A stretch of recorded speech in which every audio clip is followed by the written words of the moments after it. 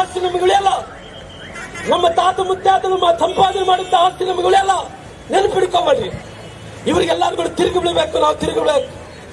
ಹೆಂಗ್ ತಿರುಗಿ ಬಿಡಬೇಕಂದ್ರೆ ಇನ್ನು ಮುಂದೆ ಯಾರೆಲ್ಲ ರೈತರ ಆಸ್ತಿ ಕೈ ಹಾಕಿದ್ರಿಗಿನ ಮುಟ್ಟಿ ಮುಟ್ಟಿ ನೋಡ್ಕೋಬೇಕು. ಆ ರೀತಿ ತಿರುಗಿ ಬಿಡಬೇಕು ನಾವೆಲ್ಲರೂ. ಸ್ವಾಮಿ ಇವತ್ತು ಎಲ್ಲರ ಆಸ್ತಿಯನ್ನು ವಕಫ್ ಅಂದ್ ಮಾಡ್ತಾ ಇದ್ರಲ್ಲ.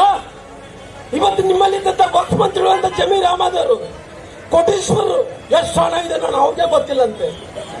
ಮೊನ್ನೆ ಚನ್ನಪಟ್ಟಣ ಚುನಾವಣೆಯಲ್ಲಿ ನೋಡ್ತಿದ್ವಿ. ದೇವೇಗೌಡರೇ ಕೊನೆ ಕರ್ತಿದ್ದಂತೆ ದೊಡ್ಡ ಮನುಷ್ಯ. ಅಲ್ಲಿ ನಮ್ಮ ಬಡವರ ಆಸ್ತಿನೇ ಬೇಕಾಗಿದೆ ನಿಮ್ಗೆ. ಇವತ್ತು ನಿಮ್ಮ ಕಾಂಗ್ರೆಸ್ ನಾಯಕರು ಮಂತ್ರಿಗಳಂತ ಜಮೀರ್ ಅಹಮದ್ ಅವರ ಆಸ್ತಿಯನ್ನು ವಕ್ಫ್ ಅಂದಲ್ಲಿ ಮಾಡ್ರಿ. ಯಾರು ಬೇಡ ಹೋಗಲ್ಲ. ಅವ್ರ ಆಸ್ತಿ ವಕ್ಫ್ ಅಂತ ಮಾಡ್ರಿ. DK ಶಿವಕುಮಾರ್ ಅವರ ಆಸ್ತಿಯನ್ನು ವಕ್ಫ್ ಅಂತ ಮಾಡಿ. ಬೈರತಿ ಸುರೇಶ್ ಅವರ ಆಸ್ತಿಯನ್ನು ವಕ್ಫ್ ಅಂತ ಮಾಡಲಿ. ಇದೇನ್ರಿ ಸ್ವಾಮಿ ಬಡವರ ಆಸ್ತಿಯನ್ನು ವಕ್ಫ್ ಅಂತ ಮಾಡ್ತಾ ಇದ್ರಿ ಸ್ವಾಮಿ. ಇವತ್ತು ಮುಖ್ಯಮಂತ್ರಿಗಳು ಸುಮಾರು ಈಡಿಯಲ್ಲಿ ಇಷ್ಟು ದಿನಗಳ ಕಾಲ ನಾನು ತಪ್ಪು ಮಾಡಿಲ್ಲ ಕೇಂದ್ರದವರೆಲ್ಲ ಸೇರಿ ಇಡಿಯನ್ನು ಬಿಟ್ಟು ಇನ್ಕಮ್ ಟ್ಯಾಕ್ಸ್ ಬಿಟ್ಟು CBI ಬಿಟ್ಟು ನನಗೆ ಬೆನ್ನು ಹತ್ತಿದಾರ. ನನ್ನ ಮೇಲೆ ಇಲ್ಲಿದ ಅಲ್ಲದ ಆರೋಪ ಮಾಡಿ ನನ್ನ ಮೇಲೆ ತಪ್ಪನ್ನು ಹೊರಿಸ್ತಾ ಇದ್ದಾರೆ ಅಂತ ಹೇಳ್ತಾ ಇದ್ರು. ಇಡಿ ರಿಪೋರ್ಟ್ ಬಹಳ ಸ್ಪಷ್ಟವಾಗಿ ಕೊಟ್ಟಿದೆ. 100 ಕೋಟಿ ರೂಪಾಯಿ ಭ್ರಷ್ಟಾಚಾರ ಆಗಿದೆ. ಅದಕ್ಕೋಸ್ಕರವಾಗಿ ಇದನ್ನೆಲ್ಲ ಅಣ್ಣ ತಮ್ಮಂದ್ರೆ ವಿನಂತಿ ಮಾಡ್ಕೊಂತೀನಿ. ಕಲ್ಯಾಣ ಕರ್ನಾಟಕ ಭಾಗಕ್ಕೋಸ್ಕರವಾಗಿ ನಮ್ಮ ಸರ್ಕಾರ 500 ಕೋಟಿ ನಮ್ಮ ರಾಜುಗೌಡ್ರನ್ನವ್ರು ಕೇಳಿದ್ರು. ಅಣ್ಣನ ಈ ಭಾಗ ಅಭಿವೃದ್ಧಿ ಆಗಬೇಕಂದ್ರೆ ಸುಮಾರು 5,000 ಕೋಟಿ ಕೊಡಬೇಕಂದೇಳಿ ಅವತ್ತು ಯಡಿಯೂರಪ್ಪನವರು 5,000 ಕೋಟಿ ಅನುದಾನವನ್ನು ಕೊಡುವಂತ ಕೆಲಸ ಮಾಡಿದ್ರು. ಅದಕ್ಕೋಸ್ಕರವಾಗಿ ಮುಂಬರುವಂತ ದಿನಗಳಲ್ಲಿ ಈ ಕಲ್ಯಾಣ ಕರ್ನಾಟಕ ಸಮಗ್ರವಾಗಿ ಅಭಿವೃದ್ಧಿ ಹೊಂದಬೇಕಾದ್ರೆ ಭಾರತೀಯ ಜನತಾ ಪಾರ್ಟಿಗೆ ಬೆಂಬಲವನ್ನು ಕೊಡ್ರಿ. ಅದಕ್ಕೋಸ್ಕರವಾಗಿ ನಾನು ವಿನಂತಿ ಮಾಡ್ತಾ ಇದ್ದೆ. ಜಾಸ್ತಿ ಮಾತಾಡೋಕೆ ಹೋಗಲ್ಲ. ಇವತ್ತು ನಾನು ಮೊನ್ನೆ ನಡೆದಂತ ಚುನಾವಣೆಗಳ ಬಗ್ಗೆ, ಲೋಕಸಭಾ ಚುನಾವಣೆಗಳ ಬಗ್ಗೆ ಯಾರು ಯೋಚನೆ ಮಾಡಕ್ ಹೋಗ್ಬೇಡ್ರಿ.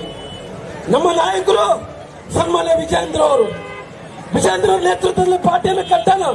ನಿಮ್ಮೆಲ್ಲರ ಆಶೀರ್ವಾದ ಇದ್ರೆ ಯಾವ ರೀತಿ ಹಮೀದ್ ರೆಡ್ಡಿ ಅವರು ಸೋತಾಗಿದಾರ, ನಾನು ಸೋತಾಗಿನಿ, ರಾಜುಗೌಡರು ಸೋತಾಗಿದಾರ, ನಮ್ಮೆಲ್ಲ ನಾಯಕರು ಯಾವ ರೀತಿ ಸೋತಾಗಿದ್ರು 2028ರಲ್ಲಿ ಇವತ್ತು ಕಲ್ಯಾಣ ಕರ್ನಾಟಕದಲ್ಲಿ ಎಲ್ಲರೂ ಕೂಡ ಭಾರತೀಯ ಜನತಾ ಪಾರ್ಟಿಗೆ ಕೆಲಸ ಮಾಡಲಿ.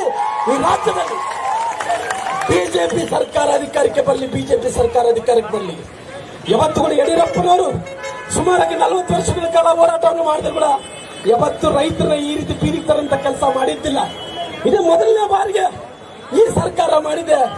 ರೈತರನ್ನ ಶಾಪವನ್ನು ತಟ್ಟುಕೊಂಡು ಅವತ್ತಿನ ಗುಂಡೂರಾವ್ ಉಳಿದಿಲ್ಲ, ರಾಮಕೃಷ್ಣ ಹೆಗಡೆ ಉಳಿದಿಲ್ಲ, ಯಾವ ಮುಖ್ಯಮಂತ್ರಿಗಳು ಉಳಿದಿದ್ದ ಈಗಿನ ಮುಖ್ಯಮಂತ್ರಿಗಳು ಉಳಿಯಲ್ಲ ಅನ್ನೋ ಮಾತನ್ನು ತಮ್ಮೆಲ್ಲರಿಗೂ ನಾನು ತಿಳಿಸ್ತೀನಿ. ಬಂಧುಗಳೇ, ಇವತ್ತು ಭಾರತೀಯ ಜನತಾ ಪಾರ್ಟಿ ನಮ್ಮೆಲ್ಲ ಪಕ್ಷದ ನಾಯಕರು ರಾಜ್ಯಾದ್ಯಂತ ಪ್ರವಾಸವನ್ನು ಮಾಡ್ತಾ ಇದ್ದೇವೆ, ಹೋರಾಟವನ್ನು ಮಾಡ್ತಾ ಇದ್ದೇವೆ. ಯಾತಕ್ಕೋಸ್ಕರ ಹೋರಾಟ? ಭಾರತೀಯ ಜನತಾ ಪಾರ್ಟಿ ಹೋರಾಟ ಅಧಿಕಾರಕ್ಕೋಸ್ಕರ ಅಲ್ಲ.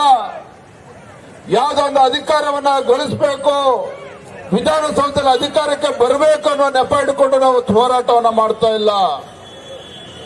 ಏನು ರಾಜ್ಯದ ದುಷ್ಟ ಕಾಂಗ್ರೆಸ್ ಸರ್ಕಾರದ ಕುಮ್ಮಕ್ಕನಿಂದ, ಈ ರಾಜ್ಯದ ದುಷ್ಟ ಮುಖ್ಯಮಂತ್ರಿಗಳ ಒಂದು ಕುಮ್ಮಕ್ಕಿನಿಂದ, ಈ ರಾಜ್ಯದ ವಕ್ಫ್ ಬೋರ್ಡ್ ಮುಖೇನ ಈ ನಾಡಿಗೆ 2 ತುತ್ತು ಅನ್ನವನ್ನ ಕೊಡ್ತಕ್ಕಂಥ ರೈತನ ಜಮೀನನ್ನ ಕಿತ್ಕೊಳ್ತಕ್ಕಂಥ ಒಂದು ಹುನ್ನಾರ ನಡೀತಾ ಇದೆ.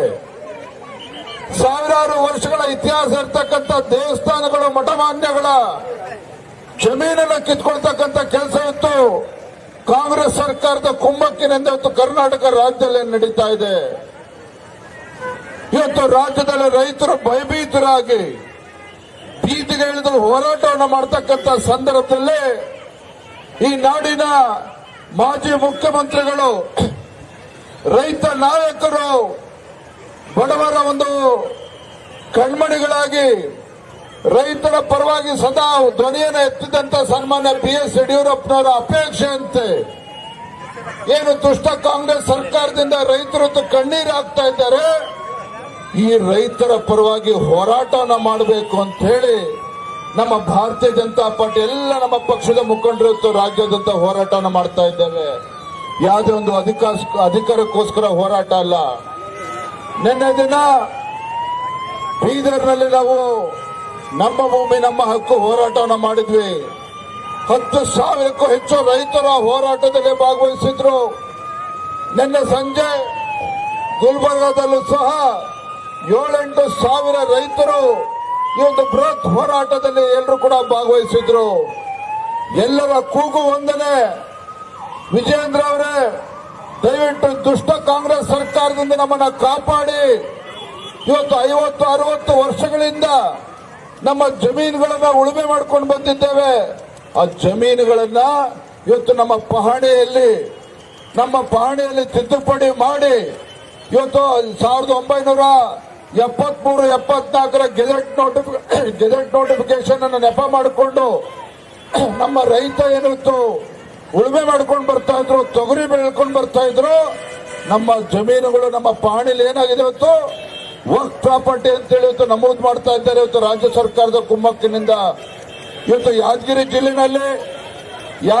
ಜಿಲ್ಲೆನಲ್ಲಿ ಇವತ್ತು ಕಾಡಂಗೇರಿನಲ್ಲಿ 72 ಎಕರೆ, ಅದೇ ರೀತಿ ವಿಭೂತಿ ಹಳ್ಳಿನಲ್ಲಿ 5 ಎಕರೆ, ಅದೇ ರೀತಿ ಗೋಗಿನಲ್ಲಿ ಇವತ್ತು 15 ಎಕರೆಗೂ ಹೆಚ್ಚು, ಅದೇ ರೀತಿ ಕೊಂಗೊಂಡಿನಲ್ಲಿ 150ಕ್ಕೂ ಹೆಚ್ಚು ಎಕರೆ ಇವತ್ತು ಜಮೀನನ್ನ ಇವತ್ತು ರೈತರ ಉಳುಮೆ ಮಾಡ್ತಾ ಇದ್ದಾರೆ.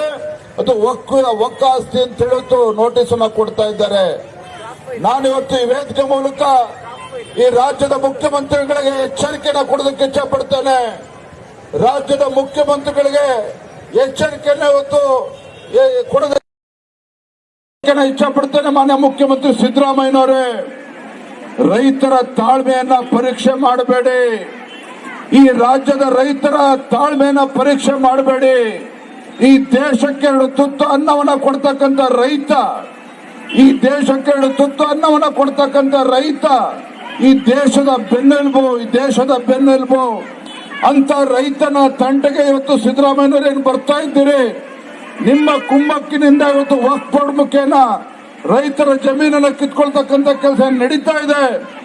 ಯಾವುದೇ ಕಾರಣಕ್ಕೂ ಕೂಡ ಆ ರೈತನ ಕಣ್ಣಲ್ಲಿ ನೀರು ಬಂದ್ರೆ ಅದರ ಶಾಪ ನಿಮಗೆ ತಟ್ಟೆ ತಡ್ತದೆ. ಯಾವುದೇ ಕಾರಣಕ್ಕೂ ರೈತನ ಕಣ್ಣಲ್ಲಿ ನೀರು ಬಂದಾಗ ನೀವು ನೆಮ್ಮದಿಯಿಂದ ಇವತ್ತು ಮುಖ್ಯಮಂತ್ರಿಯಾಗಿ ಉಳಿಯೋದಕ್ಕೆ ಸಾಧ್ಯ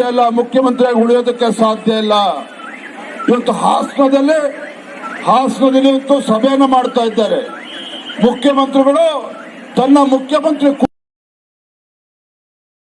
ಉಳಿಸ್ಕೊಳ್ಬೇಕು ಅಂತ ಹೇಳಿ DK ಶಿವಕುಮಾರ್ ಅವ್ರನ್ನು ಕೂಡ ಬದಿಗಿಟ್ಟು ಏನೋ ದೊಡ್ಡ ಸಾಧನೆ ಮಾಡಿದ್ದೇವೆ, ಕಡಿದು ಕಟ್ಟೆ ಹಾಕಿದ್ದೇವೆ ಅಂತ ಹೇಳಿ ಇವತ್ತು ಸಿದ್ದರಾಮಯ್ಯನವರು ಹಾಸನದಲ್ಲಿ ಸಭೆ ಮಾಡ್ತಾ ಇದ್ದಾರೆ.